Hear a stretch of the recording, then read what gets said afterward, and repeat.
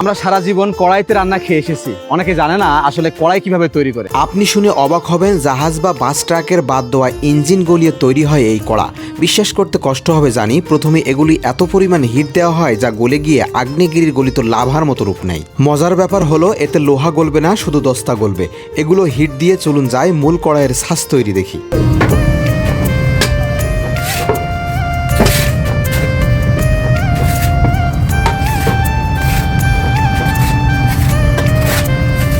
এখানে যে মাটি ব্যবহার করা হচ্ছে এটা সাধারণ কোনো মাটি নয়, এটা চায়না থেকে আনা মাটি এবং আমাদের দেশি কিছু মাটি মিক্সড করা। এই মাটি বালির মতো ঝরঝরা এবং মিহি।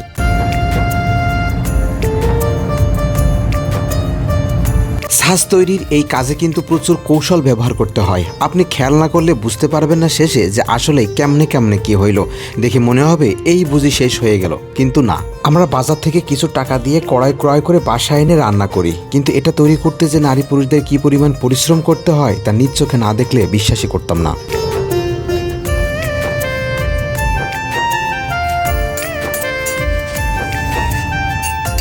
এইখানে যে ছোট্ট একটা ছিদ্র মতো দেখতে পাচ্ছেন, এটা যে মূলত কি এটা আপনাদেরকে এখন বলবো না, কিন্তু এইটাই কিন্তু মূল আকর্ষণ এই কাজের।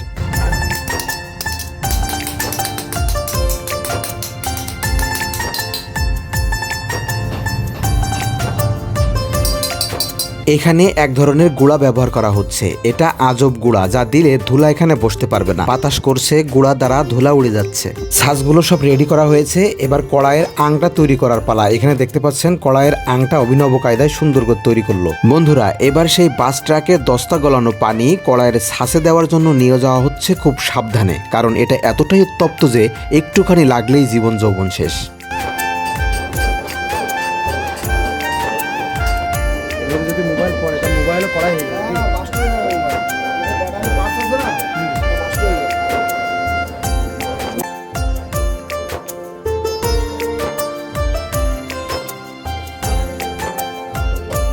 এবার দেখুন মাটির ভেতর থেকে ম্যাজিকের মতো একের পর এক কড়াই বের হচ্ছে। আস্ত কড়াই, কি দারুণ না দেখতে, কিন্তু পানির মতো মনে হচ্ছে। আসলে এখানে প্রচুর গরম এই কড়াইয়ের তাপে।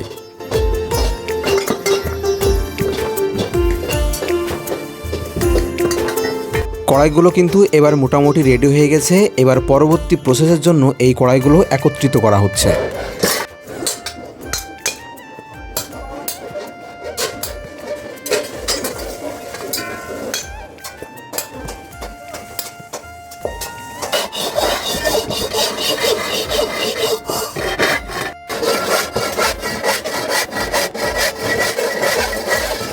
কড়াই পুরুষেরা তৈরি করলেও লাস্ট স্টেপের ফিনিশিংয়ের কাজটা নারীদের হাত ধরেই হয়।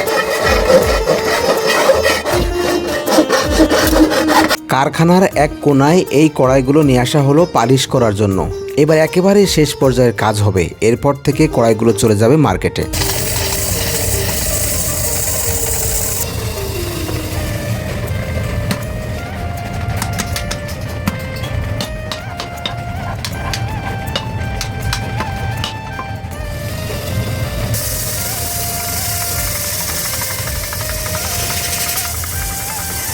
ব্যাস, কড়াই প্রস্তুত মার্কেটে নিয়ে যাওয়ার জন্য। আমি আমার বাসার জন্য 2টা কড়াই নিয়ে নিলাম।